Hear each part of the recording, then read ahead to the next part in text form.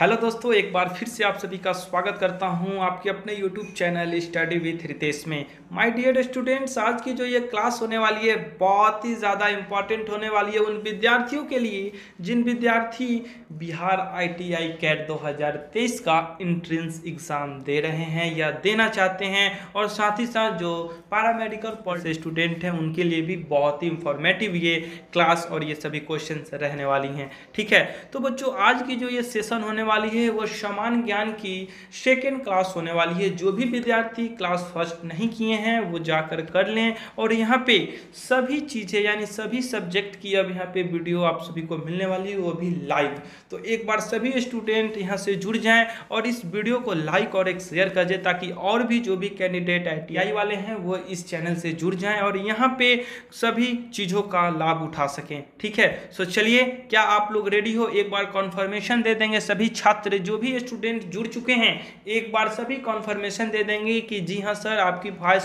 Perfect आ रही है। एक बार सभी यस बोल देंगे इस कमेंट बॉक्स में। क्या बात है, जी हाँ। सो चलिए आज की सेशन को हम लोग करते हैं स्टार्ट। तो पहला प्रश्न आप सभी के स्क्रीन पे, और सभी छात्र एकदम बिल्कुल अच्छे से और बिल्कुल फास्ट आंसर करेंगे कि सर उच्च शिक्षा का केंद्र बल्लवी स्थित था। कहाँ पे था? गुजरात राज्य में, महाराष्ट्र राज्य में, बिहार राज्य में या पश्चिम बंगाल में? सभी बच्चे एकदम फास्ट बता दीजिए। क्या बात है, जी हाँ सर, जी हाँ सर। यहाँ पे आप बता रहे हो कि सर उच्च शिक्षा का केंद्र जो बल्लवी जो स्थित है वो बच्चों ऑप्शन नंबर ए। जी हाँ, क्या बात है, option number A is the correct answer हो जाता है दोस्तों। ठीक है, चलिए अगला देख लेते हैं। अगला भी आपके स्क्रीन पे और बहुत ही इंपॉर्टेंट है बच्चों। इसमें आपसे पूछी जा रही है अपनी राजधानी को दिल्ली से दौलताबाद कौन ले गया था? सभी छात्र एकदम बिल्कुल फास्ट इस प्यारे से प्रश्न का आंसर कर दीजिए।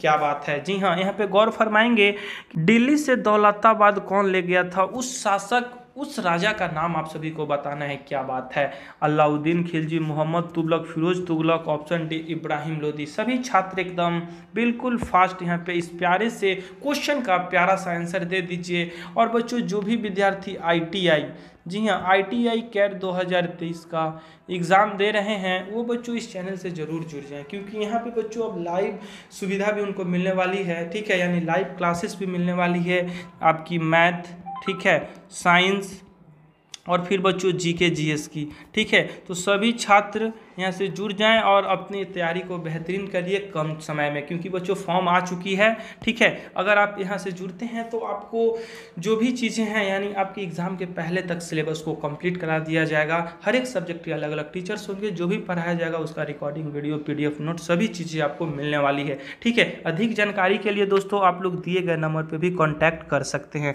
ठीक है, तो चलिए बढ़ते हैं हम लोग प्रश्नों की ओर। इस प्यारे से प्रश्न का आप सभी प्यारे बच्चे आंसर क्या कर रहे हो?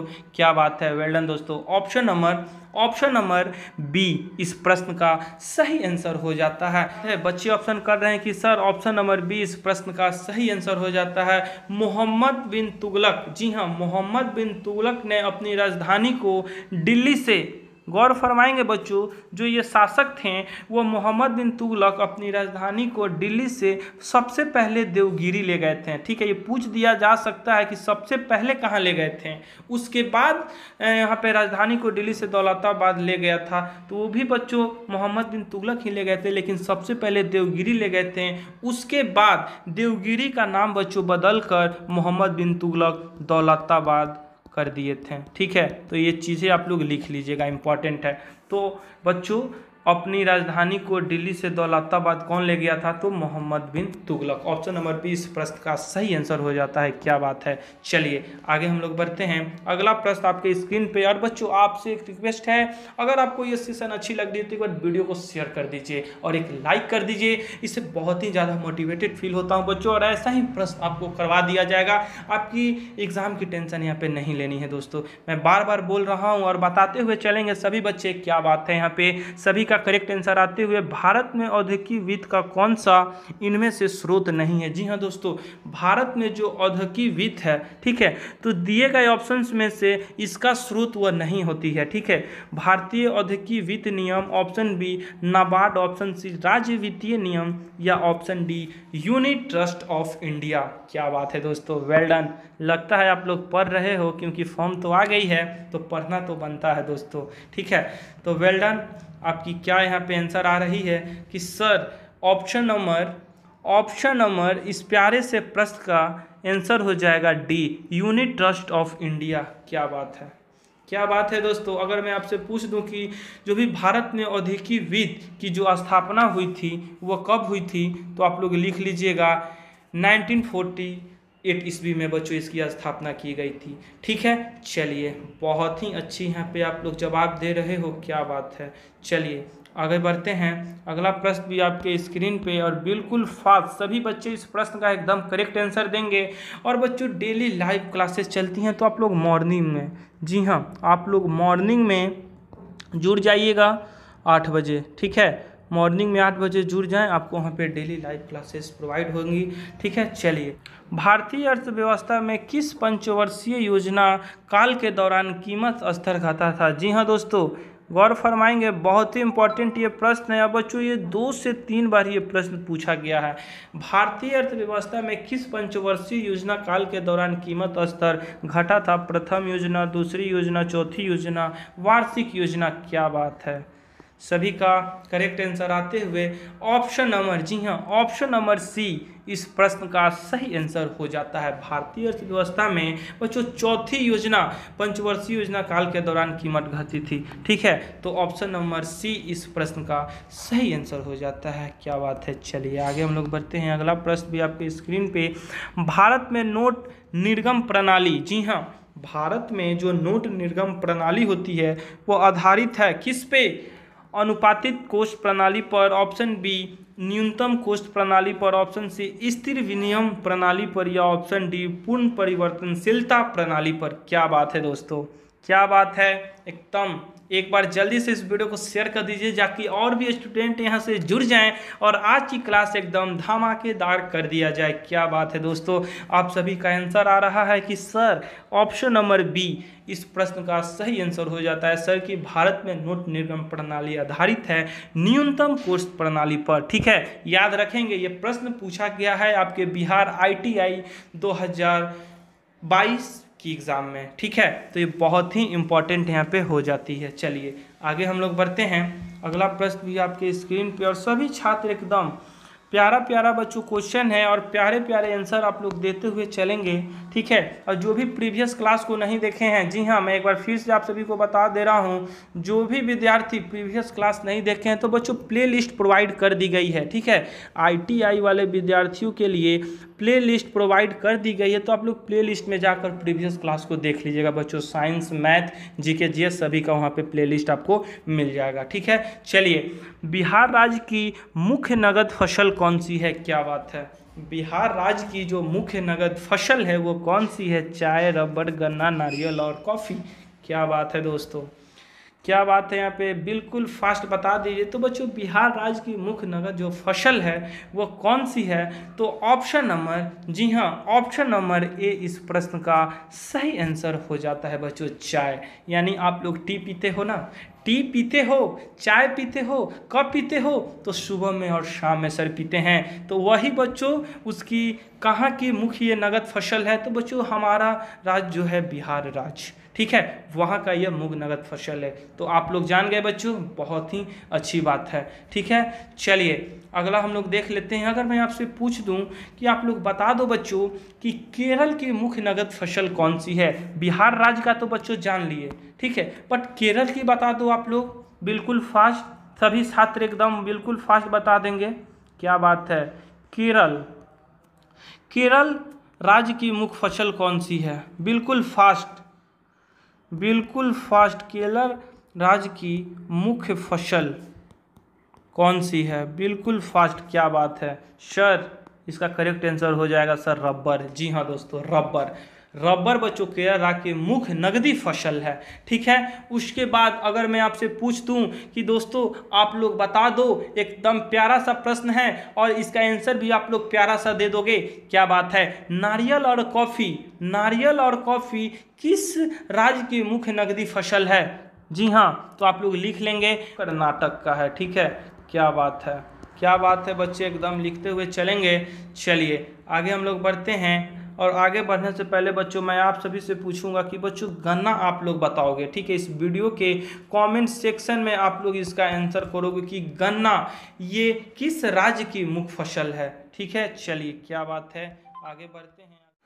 भारत सरकार को कानूनी विषयों पर कौन परामर्श देता है? जी हाँ दोस्तों, बहुत ही इम्पोर्टेंट ये प्रश्न है और इस पे आप लोग डबल VVI लगा लीजिए। जी हाँ, डबल VVI दोस्तों लगा लीजिए। अब आप पूछोगे कि सर क्यों, तो बच्चों ये 4 से 5 बार ये प्रश्न पूछ दिया गया है। ठीक है, तो आप लोग बता दीजिए कि सर भारत सरकार को कानूनी विषयों पर कौन परामर्श देता है? अटॉर्नी जनरल, उच्चतम न्यायालय के मुख्य न्यायाधीश, विधि आयोग के अध्यक्ष, इनमें से कोई नहीं। क्या बात है? जी हाँ दोस्तों, इस प्यारा सा प्रश्न का आंसर हो जाएगा ऑप्शन नंबर ए। जी हाँ, एन अटॉर्नी जनरल। अगर मैं बात करूँ बच्चों एन अटॉर्नी जनरल की, तो ये बच्चों ये पद ऐसा है जो कि भारत सरकार के हर एक चीज़ों में सलाह मशवरा इन्हीं के द्वारा दिया जाता है। और इनको एक और नाम इनको यहाँ पे दिया गया है, इनको बच्चों महावादी भी बोलते हैं। ठीक है, महान्यायवादी। तो आप लोग इस चीज़ को भी यहाँ पे लिख लीजिएगा, क्योंकि बच्चों एन अटॉर्नी जनरल ना देकर महान्यायवादी अगर लिख दिया जाता है तो आप लोग भी बच्चों समझ जाएगा इस प्रश्न का यही आंसर हो जाएगा। ठीक है, सो याद रखेंगे आप लोग, ये भारत सरकार का सर्वप्रथम विधि अधिकारी होता है। इस चीज़ को आप लोग लिख लीजिए। जो महान्यायवादी होते हैं यानी एन अटॉर्नी जनरल होते हैं, वो बच्चों बिल्कुल फास्ट भारत सरकार का, सभी बच्चे एकदम बिल्कुल फास्ट लिखेंगे, भारत सरकार का सर्वप्रथम विधि अधिकारी होता है। ठीक है, क्या बात है दोस्तों, अधिकारी होता है। चलिए बहुत ही अच्छा है, यहाँ पे आप लोग इस चीज़ को लिख लेंगे, इसको जानना बहुत ज़रूरी है। ठीक है, चलिए आगे बढ़ते हैं। अगला आपके स्क्रीन पे, उच्चतम न्यायालय के न्यायाधीशों की संख्या की वृद्धि करने की शक्ति किसके पास होती है? जी हाँ दोस्तों, उच्चतम न्यायालय के जो न्यायाधीशों की जो संख्या होती है उसको बढ़ोतरी करने की शक्ति प्रधानमंत्री के पास होती है, राष्ट्रपति के पास होती है, संसद के पास होती है, विधि मंत्रालय के पास होती है। क्या बात है, सभी छात्र इस प्यारे से प्रश्न का एकदम करेक्ट आंसर बता के बच्चों अपना रिजल्ट पक्का कर लीजिए, एक अच्छा गवर्नमेंट कॉलेज पक्का कर लीजिए, एक अच्छा ट्रेड पक्का कर लीजिए, एक अच्छा कोर्स पक्का कर लीजिए। क्या बात है बच्चे, यहाँ पे इस प्रश्न का करेक्ट आंसर दे रहे हैं। जी हाँ दोस्तों, संसद, उच्च जो भी है उच्चतम न्यायालय की न्यायाधीशों की जो संख्या की वृद्धि की जो शक्ति है वो बच्चों संसद के पास होती है। ठीक है, चलिए क्या बात है, अगर मैं आपसे पूछ दूं कि आप लोग बता दीजिए दोस्तों वर्तमान, जी हाँ, वर्तमान समय में भारत के राष्ट्रपति कौन है? सभी छात्र एकदम बिल्कुल फास्ट बता दीजिए, और उनका स्थान कौन सा है? ठीक है, इस प्यारे से प्रश्न का सभी आंसर बिल्कुल फास्ट इस वीडियो के कमेंट सेक्शन में आंसर करेंगे। क्या बात है दोस्तों, जी हाँ, चलिए आगे बढ़ते हैं। और अगला प्रश्न भी आपके स्क्रीन पे, भारत के बैंकिंग प्रणाली में उच्चतम बैंक कौन सा है? जी हाँ, जो भारत की जो बैंकिंग प्रणाली है बच्चों, तो पहले रैंक पे, जी हाँ, यानी फर्स्ट रैंक पे वो कौन सी बैंक आती है? यहाँ पे यही आपसे पूछा जा रहा है इस क्वेश्चन में। State Bank of India, Reserve Bank of India, Central Bank of India या Industrial Development Bank of India. क्या बात है, क्या बात है बच्चे, यहाँ पे आंसर कर रहे हैं। बहुत खूब दोस्तों, बहुत खूब। इस प्यारे से प्रश्न का आंसर हो जाएगा ऑप्शन नंबर बी। जी हाँ, रिजर्व बैंक ऑफ इंडिया। क्या बात है, चलिए अगर मैं आपसे पूछ दूँ बच्चों रिजर्व बैंक ऑफ इंडिया की स्थापना, जी हाँ, कब हुई थी? बिल्कुल फास्ट बता दीजिए, रिजर्व बैंक ऑफ इंडिया की स्थापना कब हुई थी और इसका मुख्यालय कहाँ है? सभी छात्र एकदम बिल्कुल फास्ट इस प्यारे से, यहाँ पे 2 क्वेश्चन बच्चों बन रहा है।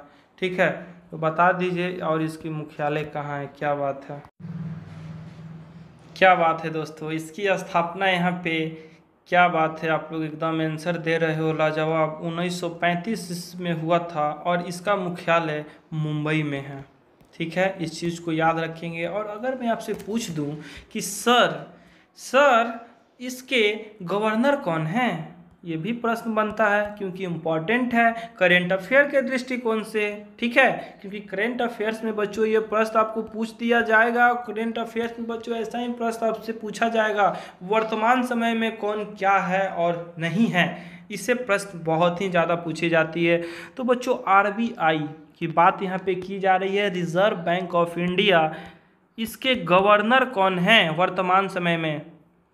वर्तमान समय में आरबीआई के गवर्नर कौन हैं? क्या बात है, बिल्कुल फास्ट इस वीडियो के कमेंट सेक्शन में आप लोग इसका भी आंसर दीजिएगा। ठीक है, और मैं नेक्स्ट क्लास जो भी आएगी यहाँ पे करेंट अफेयर्स की, जीके की, उसमें बच्चों मैं इसका आंसर क्लियर कर दूंगा जो भी विद्यार्थियों को पता नहीं है। ठीक है, चलिए, वैसे जिनको पता है इस वीडियो के कमेंट सेक्शन में इस प्यारे से प्रश्न का आंसर देना है। ठीक है, चलिए आगे बढ़ते हैं और अगला प्रश्न भी आपके स्क्रीन पे।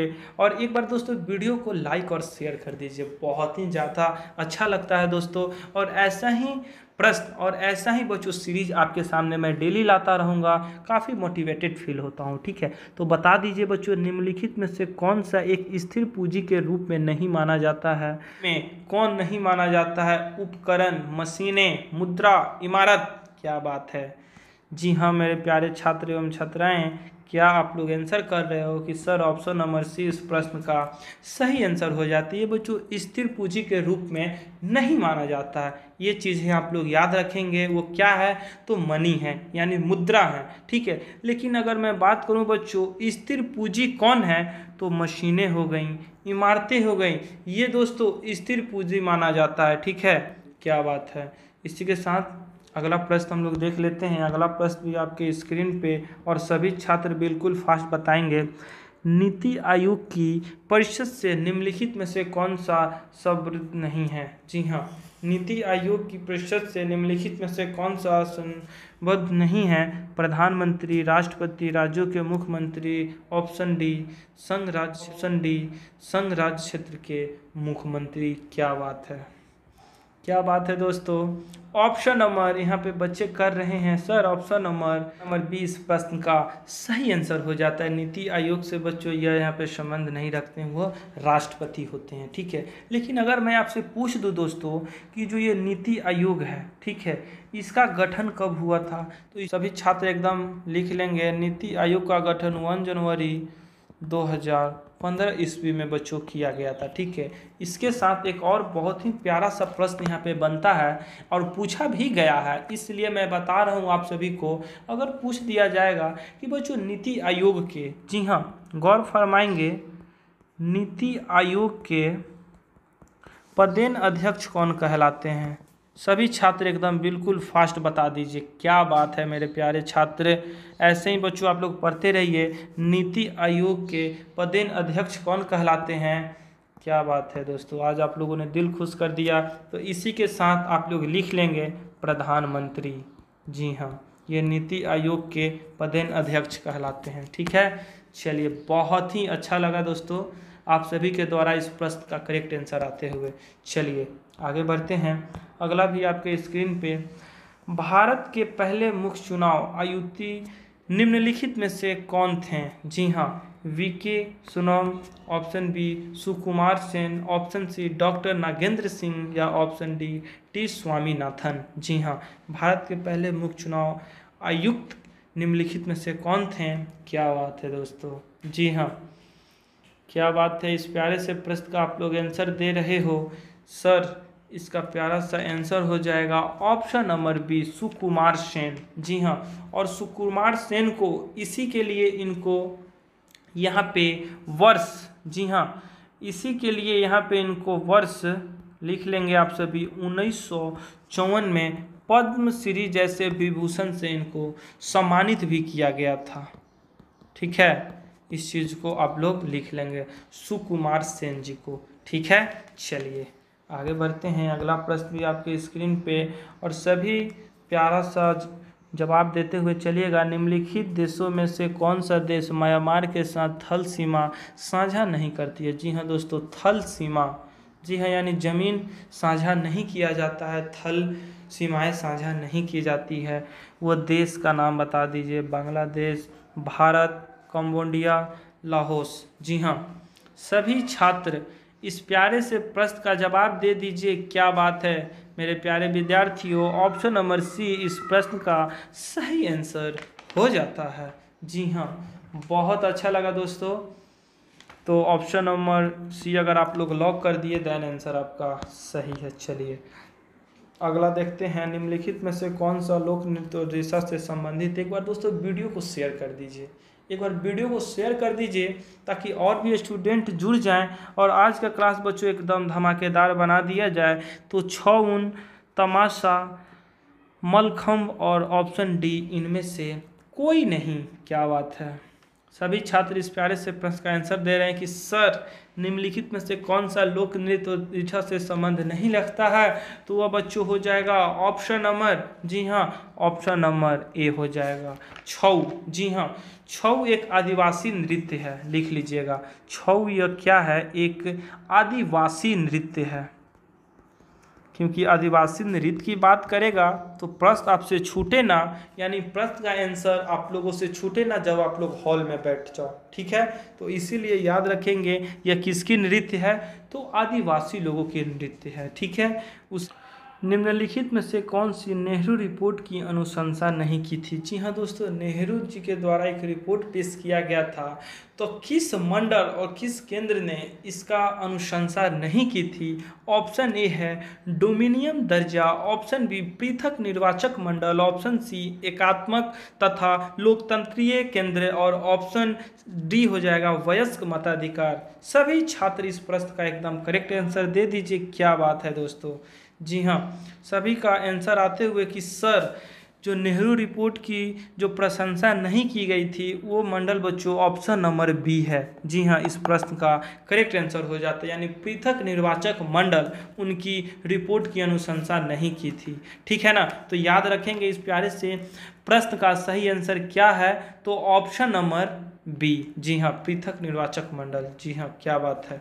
चलिए अगला देख लेते हैं। अगला भी बहुत ही इंपॉर्टेंट है और इसमें आपसे पूछी जा रही है, संयुक्त राज्य अमेरिका ने किस वर्ष दूसरे विश्व युद्ध में प्रवेश किया था? जी हाँ, संयुक्त राज्य अमेरिका वह किस साल दूसरे विश्व युद्ध में प्रवेश किया था? 1939, 1941, 1942, 1943। क्या बात है, सभी छात्र बता दीजिए इस प्रश्न का करेक्ट आंसर क्या हो जाता है? तो जी हाँ दोस्तों, ऑप्शन नंबर बी इस प्रश्न का सही आंसर हो जाता है। 1941 ईस्वी में बच्चों ये दूसरे विश्व युद्ध में प्रवेश किया था, ठीक है? चलिए अगला देख लेते हैं। बहुत ही इंपॉर्टेंट बच्चों ये सेशन रहने वाली है। जी हाँ, बहुत ही इंटरेस्टिंग रहने वाली है। तो एक बार वीडियो को लाइक और शेयर दोस्तों ज़रूर कीजिए ताकि और भी मज़ेदार बना दिया जाए। जी हाँ, और भी काफ़ी स्टूडेंट यहाँ से जुड़ जाएं और बता देंगे।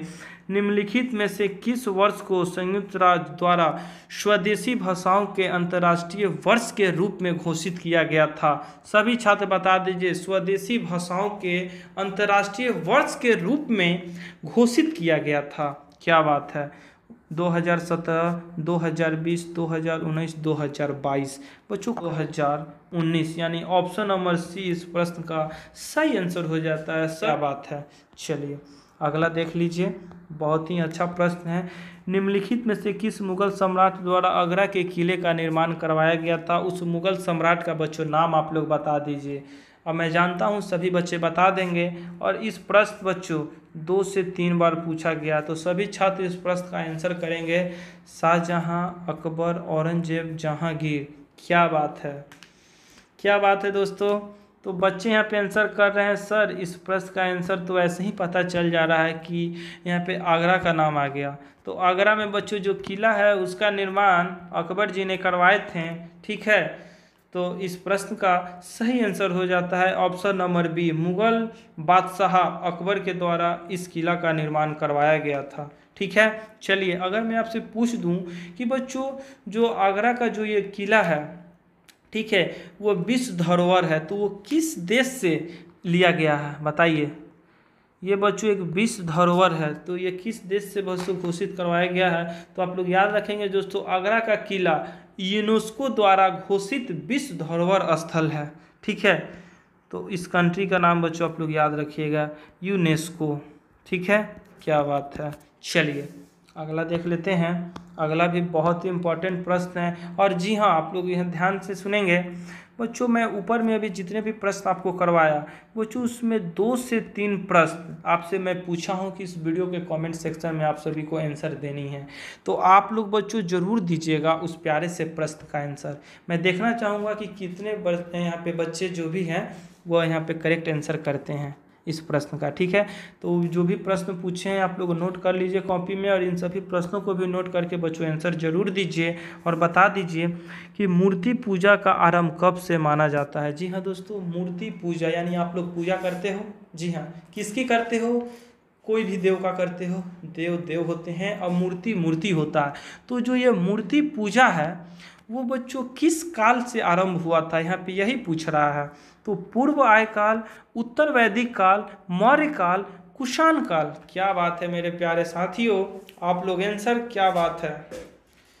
आंसर आप सभी का बहुत ही ज़बरदस्त और करेक्ट आते हुए सर ऑप्शन नंबर ए इस प्रश्न का सही आंसर सर हो जाता है। पूर्व आय काल इज द करेक्ट आंसर। क्या बात है मेरे प्यारे दोस्तों, पूर्व काल में दोस्तों मूर्ति पूजा का यहाँ पे आरंभ की गई थी। ठीक है, उस काल से ही माना जाता है और उसी काल में बच्चों की गई थी। तो याद रखेंगे आप लोग, मूर्ति पूजा का आरंभ यहाँ पे पूर्व आय काल से माना जाने लगा है। ठीक है, चलिए बहुत ही अच्छा है।